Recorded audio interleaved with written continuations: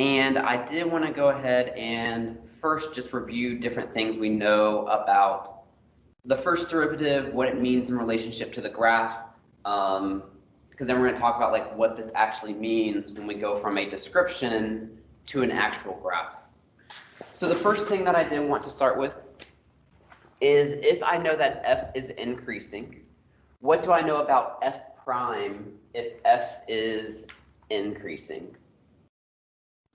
It's positive. It's positive. So we know that if f is increasing, we know that f prime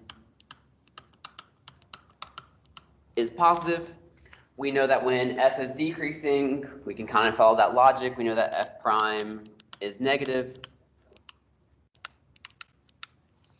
And then we know that when f has a horizontal tangent line, what are we going to say the derivative is? Or what is the derivative equal to, I should say, maybe? 0. 0. And so how we are going to interpret this, so far in math, you've really looked at all sorts of graphs. Like you've looked at quadratics, linear functions, cubic functions, piecewise functions, trig functions. You've looked at graphs, which are basically graphing the function f of x, and you know what that graph looks like. Well, we know that the derivative, one way of writing the derivative is using this prime notation of f prime of x. Well, in writing it as f prime of x, that means we can literally graph the derivative as a function. So just like we can plot the x and y coordinates of a function, we can plot x in some ways, the y coordinate of a derivative. So when I say f prime is positive, that's going to mean that the graph of f prime is above the x-axis. When I say f prime is negative, that's going to mean the graph of f prime is below the x-axis. And then when I say f prime is equal to 0, that's when we're on the x-axis. So the idea behind what we're going to do today is instead of graphing a function, I'm going to give you a function, and you're going to graph the derivative based off of what that function looks like. Which does say, like, just being completely honest, some students who are very like visual and conceptual, they like see this and they're like, oh, this makes perfect sense. Other students, this is something where like they really do have to practice it to start kind of seeing what it's going to look like. So when it comes to graphing, I think the first thing that is important to point out is also knowing that the graph can change in certain ways. So we're just going to talk about graphing f prime. We could talk about graphing f double prime, but we're going to focus on just the f prime part today. So from the chart, again, this is just a review from yesterday. When I say f is concave up, what was the equivalent statement in terms of f prime for f being concave up? It's positive. So the second derivative would be positive. Negative. It's above the axis. So if you're looking at the row on your chart that says when f is concave up, that is when f double prime is positive. The equivalent statement for f prime is f prime is increasing. So again, we are going to need to be careful and kind of keep it separated in our heads. Like, first, are we talking about the function, the first derivative, or the second derivative? And then also, are we talking about like increasing or positive? Because those are going to be kind of separate things.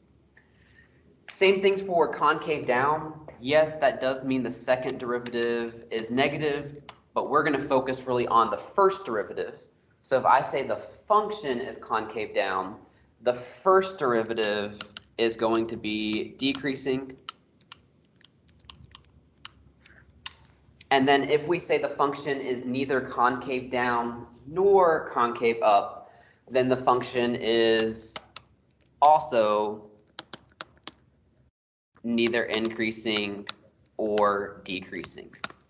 Again, this is going to be a very visual type topic since we are graphing, so let's talk about that last bullet point. If I say something is neither concave up nor concave down, what do you think that possibly would look like? Not concave up or concave down? Linear. Linear. So we know that concavity talks about the bend, concave up is some sort of bend upwards, concave down, bending downwards. So if it has no concavity, then basically it's going to be some sort of linear function. And we will see that if a function is linear, its first derivative, or excuse me, its second derivative is actually 0. So it's going to be, the first derivative though is what's important for us right now, is neither increasing nor decreasing. And then since we're graphing it, I do want to talk about kind of just like weird things that can happen. So yeah, I titled this slide Weirdness of F, because that tends to be like, if you're going to get confused on something, it's going to be when the graph does weird things. The first weird thing that can happen is a cusp. So a cusp or a corner is when you have a sharp turn in the graph. Those two words are interchangeable. When you see a corner or a cusp on your graph of F, then when we start graphing F prime, there is going to be a jump on the graph of F prime. And typically it's going to jump up from like a negative value to a positive value. We'll talk more in the examples of like what that jump actually looks like. We know that F sometimes does weird things when you have a vertical tangent line. When you have a vertical tangent line, then F prime probably has a vertical asymptote. And then if we have a discontinuity, F prime also probably has some sort of discontinuity. And so when we go to graph these, what we're going to kind of pull together is when I talk about the graph of F prime, where its shape comes from is each coordinate is basically like the x coordinates are the same, but then the y coordinate is going to end up being the value of the slope instead of like the location on F. So we're going to have to be thinking in terms of, okay, this derivative means slope. So you're literally in some ways graphing the change of slopes over time. I'm going to say one thing that's really directed towards people who have taken physics already. So if you have taken physics, or maybe you are in physics, you might remember graphing position, velocity, and acceleration graphs and kind of changing between the two. That's exactly what we're doing in this case. So like we'll see eventually in calculus that like the first derivative is associated with velocity. And I know I'm kind of talking through some people here because you just haven't had the chance to learn physics yet. But for those of you who have learned physics, if you're graphing the function f and trying to graph f prime, that's going to be the exact same thing as being given a position graph and trying to graph the velocity graph. So for those of you in physics, you will see some overlap in what we're talking about today. We just usually see a little bit more complicated functions since we are just talking about some generic function f instead of position. But for those of you who aren't in physics, I don't want you to like worry or anything. Like I'm going to teach it like we're all starting on the same page. So this is the graph that I want us to kind of start off with. So whether you're looking at this in OneNote or if you wanted to print it out, this is kind of what I want us to be able to follow along with. I'm only doing this front side today. So we're only going to focus on going from f to f prime today. Tomorrow we'll do the other side where we're going from f prime to f. And then Friday we'll regroup and then also talk about these things called how we can justify in mathematics. So I wanted to start off with one that I think is the easiest type of problem to go from f to f prime, and that's going to be ones where we have a lot of like straight lines. And the reason why I say that a lot of straight lines are nice to use is because we know how to find the slope of straight lines. So looking at this first example, we are graphing from f to f prime. So I've given you the graph of f, and we literally want to draw a graph of what the derivative of this function looks like. So normally we talk about the derivative as being the slope of a tangent line at a point. So basically, if we just plot all those slopes, we would end up having the graph of the derivative.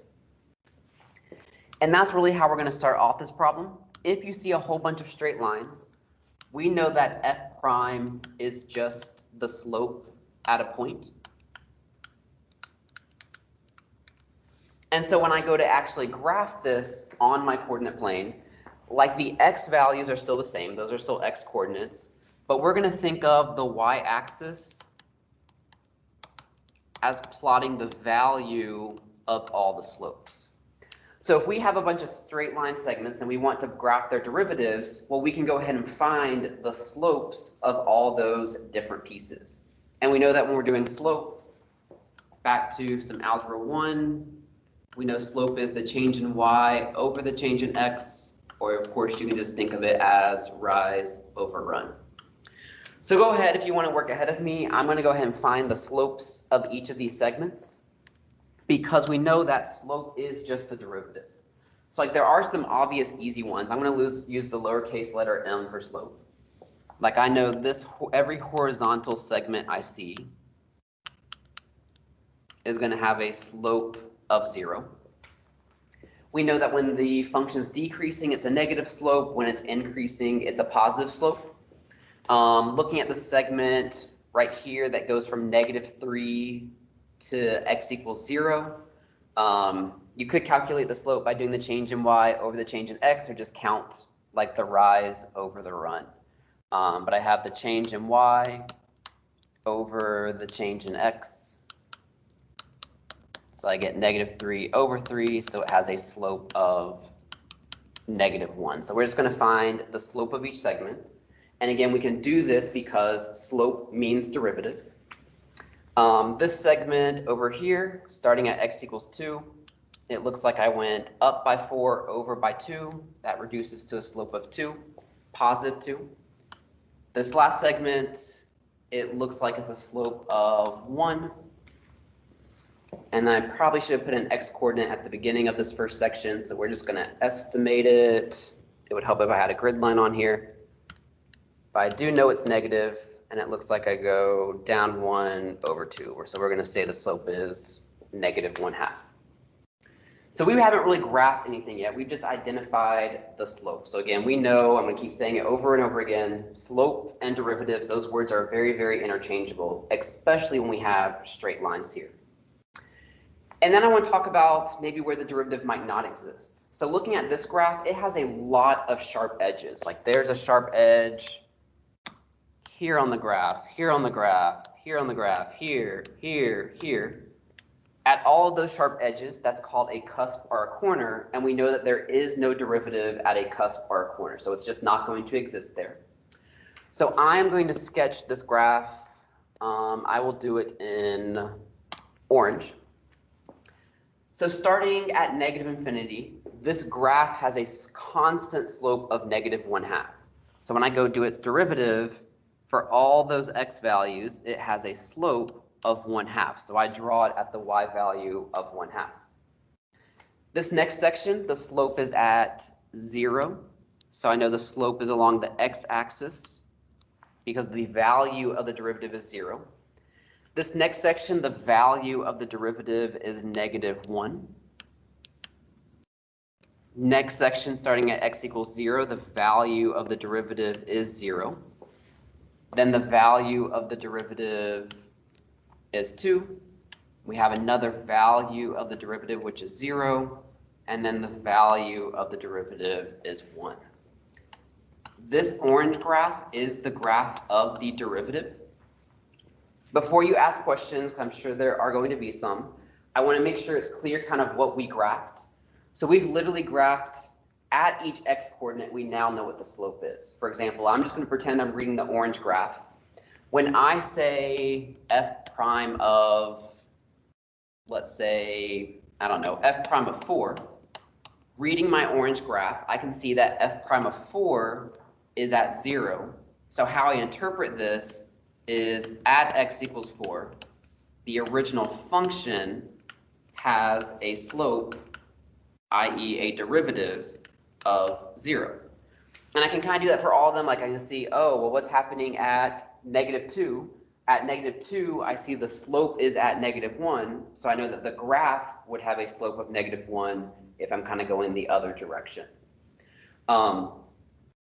Questions about any of that?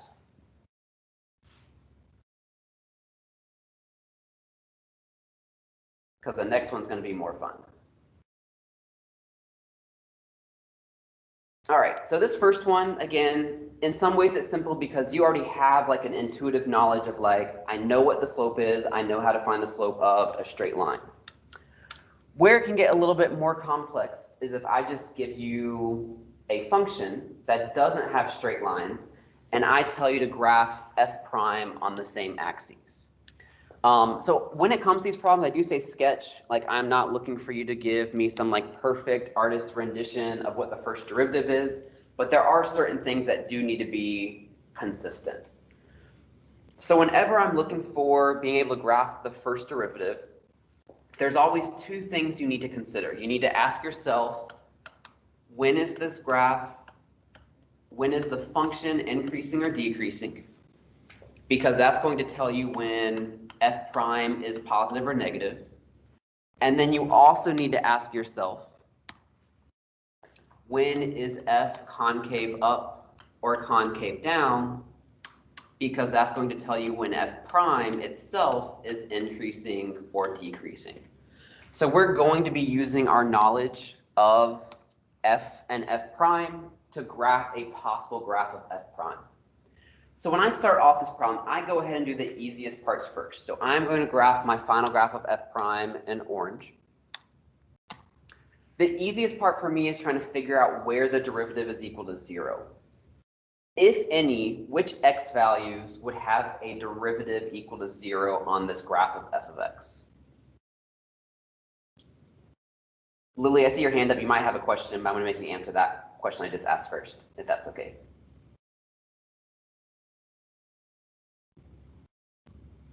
Or anyone, where x value would have a derivative of 0? Would it be like the max and mins, like The 5, max and negative mins, yeah. 12? So I wouldn't, it's not necessarily because they're max or mins that they have a derivative of 0. But we know they have a derivative of 0 because you can imagine at like -5 we have a horizontal tangent, and at 9 we have a horizontal tangent. Well, what does it mean to have a horizontal tangent? It means the derivative is equal to 0. So I'm going to go ahead and put kind of obnoxiously large points at there, but we know for certain the derivative is equal to 0 there. And then I like dividing my graph up into sections. And so when I go to divide my graph up into section, I divide it into sections that's easy for me to think about. I first divide it where it changes from increasing to decreasing.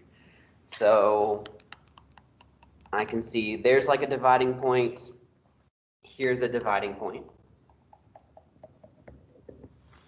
And again, many people with practice, they can do this without drawing the dotted lines. I just think it's helpful to start off doing it that way. And then I would also add some dotted lines where it switches concavity. So if we're looking at this function on the left-hand side, like all around like -11 and -5, would you describe the function as being concave down to start off with or concave up? Concave down. It's concave down. Where does it look like it stops being concave down and switches to be concave up? And we're just going to estimate it.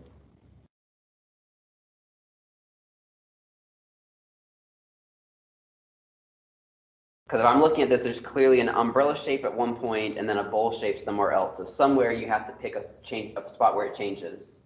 At what point does it appear the concavity is switching from concave down to concave up? Maybe around x equals 1. X equals 1-ish, yeah. Like I'm going to say somewhere right here.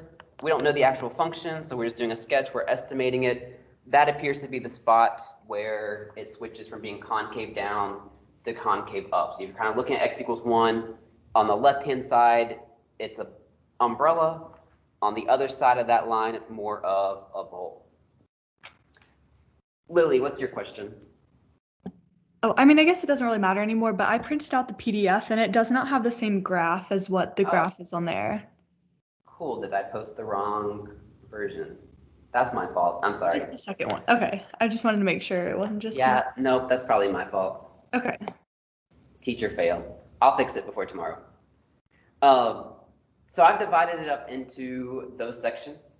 And so now what I do is I go piece by piece and kind of think about what's happening. So I'm going to do the easy part first, whether it's increasing or decreasing. So I'm looking at this graph. I see it starts off increasing, but I want to identify what f prime is doing on the graph. So when I see that f is increasing, what do I know that f prime has to be?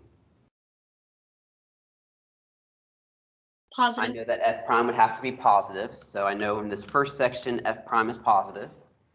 Then at -5 it switches over and f is decreasing. Since f is decreasing, I know that f prime would have to be negative. And then I see in this next section, my graph is still decreasing, so f prime is still going to be negative. And I see starting at x equals 9, my function is increasing, so I know that f prime is going to be positive again. Another way to think about it, I look at this graph and I see it has positive slopes, negative slopes in the middle, and then positive on the end. So my f prime is going to be positive on the ends, negative in the middle. And I also want to think about what's happening when it comes to the concavity. So while the graph is concave down, I know that f prime would have to be decreasing. So anytime the graph of f is concave down, f prime is going to be decreasing. Whenever the graph of f is concave up, then f prime is going to have to be increasing.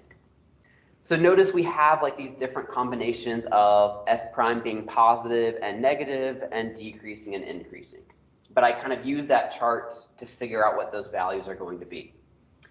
And then I just need to actually draw it in. So before I draw it in, any questions on that? Yeah. So Yes. could you explain why it's decreasing for the first two and then increasing for the Because remember last two? when we say what is f prime doing with terms of concavity, so I'm using this part of the chart, this very, very bottom of it. When f is concave up, f prime is increasing. When f is concave down, f prime is decreasing. So that's where that came from.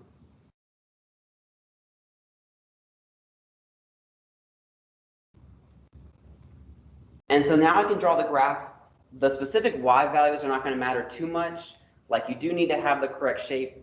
So I'm just going to kind of pick a spot. So I do know I need to start being positive and decreasing.